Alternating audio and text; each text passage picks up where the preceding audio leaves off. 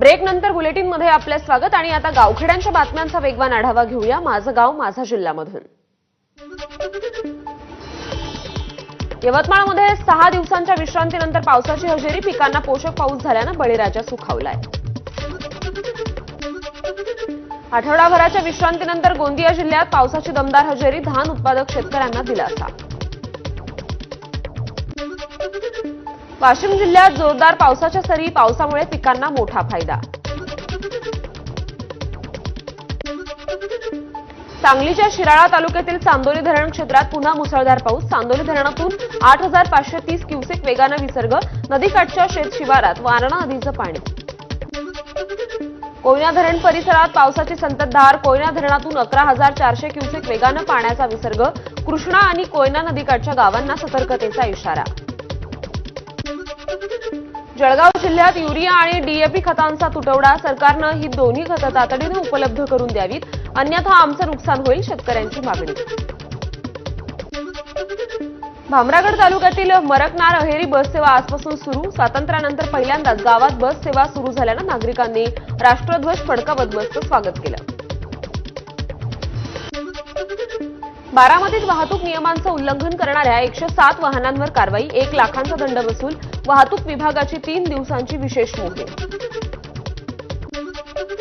आरोग्य यंत्रणेनं दिलेली प्रमाणपत्र बोगस ठरली, पात्र शिक्षक ठरले अपात्र, दिव्यांग शिक्षकांना कारणे दाखवा नोटीस, शिक्षकांची न्यायालयात धाव। जालन्यात शेतकऱ्यांचा जिल्हाधिकारी कार्यालयावर मोर्चा, समृद्धी महामार्गासाठी जमीन अधिग्रहण करताना बाजारभावानं मोबदला देण्याची शेतकऱ्यांची मागणी। नाशिक महापालिकेत कार्यकारी अभियंत्याचं खाली बसून कामकाज, पदोन्नती डावलल्यानं कार्यकारी अभियंत्यानं महापालिकेतच आंदोलन केलं, पंतप्रधानांना पत्र लिहून न्यायाची विनंती केली आहे। वाशिममध्ये संभाजी ब्रिगेड, वंचित, शिवसेना आणि मनसेचा रास्ता रोको, प्रवीण गायकवाड यांच्यावर झालेल्या शाईफेकीचा निषेध केला, हल्लेखोरांवर कठोर कारवाईची केली मागणी।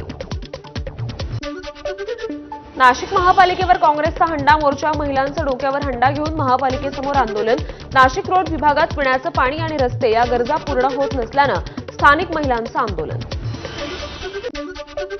संभाजी ब्रिगेडचे प्रदेशाध्यक्ष प्रवीण गायकवाड यांच्यावर जीवघेणा हल्ला केलेल्यांवर मोक्का अंतर्गत कारवाई करा, यवतमाळच्या पुसद शहरामध्ये विविध 18 संघटना एकवटल्या, उपविभागीय अधिकारी आशिष भुजबळ यांच्यामार्फत मुख्यमंत्र्यांना निवेदन दिलं।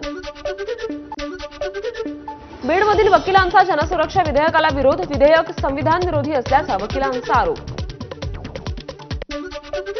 महादेव मुंडे हत्या प्रकरणात 1.5 वर्षात एकाही आरोपीला अटक नाही, त्यामुळे महादेव मुंडेंच्या पत्नी ज्ञानेश्वर मुंडेंचा आत्मदहनाचा प्रयत्न, त्यांना उपचारासाठी अतिदक्षता विभागात हलवलं।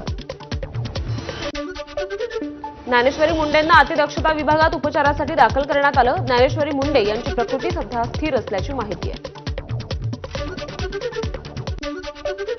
5000 रुपयांची लाच घेताना धुळ्याच्या आर्थिक मागास विकास महामंडळाच्या जिल्हा समन्वयक शुभम देव याला अटक, तक्रारीनंतर लाचलुचपत प्रतिबंधक विभागाची कारवाई।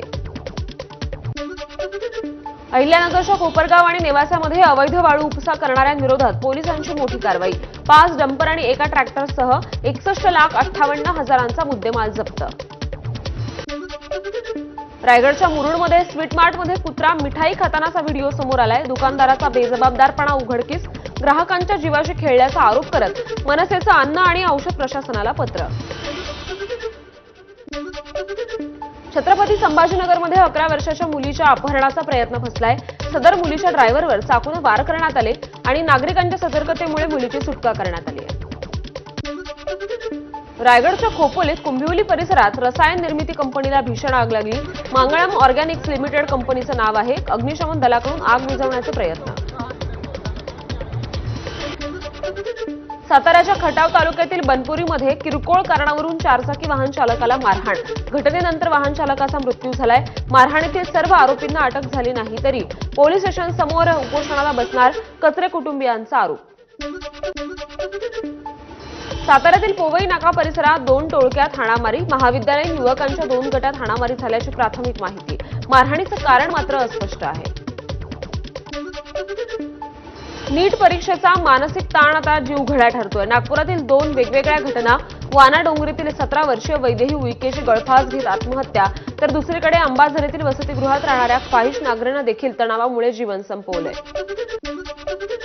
नाशिकच्या कॉलेज रोड परिसरात एका तरुणाचा आत्महत्येचा प्रयत्न. इमारतीवर चढून उडी मारण्याचा प्रयत्न करणाऱ्या तरुणाला अग्निशमन दल आणि पोलिसांनी वाचवलंय. सांगलीवाडी टोल नाक्यावर शिवशाही बस आणि मोटरसायकलचा अपघात. यात तरुणाचा मृत्यू झालाय तर एक तरुण गंभीर जखमी. सीआरपीएफमध्ये कार्यरत असलेले संगमनेरचे जवान संदीप घोडेकर यांचा कर्तव्यावर असताना त्यांचं आकस्मिक निधन झालंय. पत्नी आणि मुलाच्या उपस्थितीत घोडेकर यांच्यावर शासकीय इतमामात अंत्यसंस्कार.